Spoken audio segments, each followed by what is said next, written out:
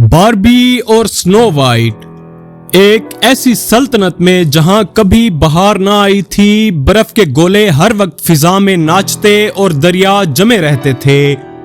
Frost well की जमीन बरसों से बर्फ में ढकी हुई थी और कोई नहीं जानता था कि ऐसा क्यों हो रहा है।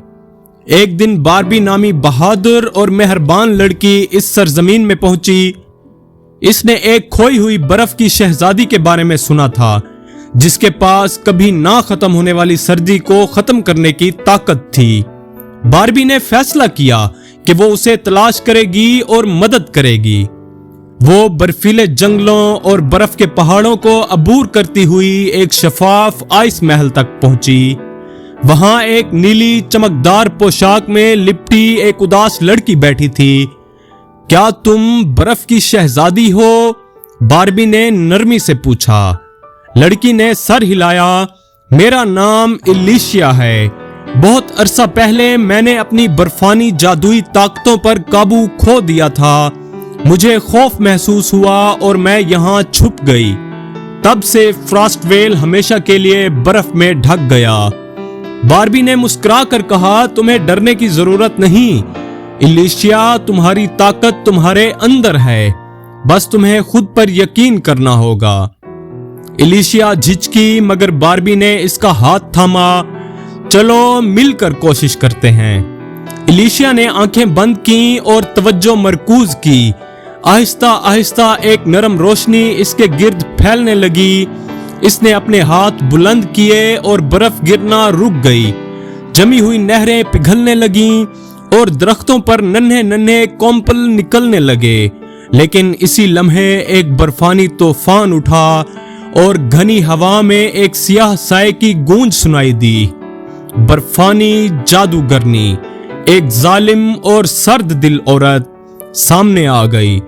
तुम कभी बर्फ खत्म नहीं कर सकती, वो गर्राई। ये सरजमीन हमेशा सर्द ही रहेगी। इलिशिया खौफजदा हो गई, लेकिन बार्बी ने मजबूती से कहा, फ्रॉस्टवेल को रोशनी और खुशी की जरूरत है, ना कि सर्दी और खौफ की। जादूगरनी हंसी। अगर तुम मुझे रोकना चाहती हो तो तुम्हें जादू के मुकाबले में मुझे शिकस्त देना होगी। इलिशिया ने गहरी सांस ली और सर हिलाया। मुकाबला शुरू हो चुका था।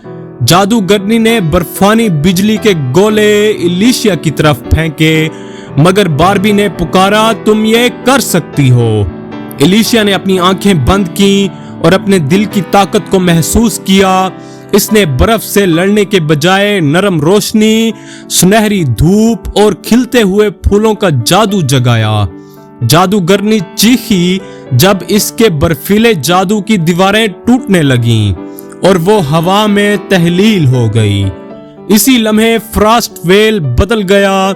नीला आसमान खुल गया, दरिया बहने लगे, घास और फूलों ने जमीन को ढांप लिया और लोग खुशी से झूम उठे।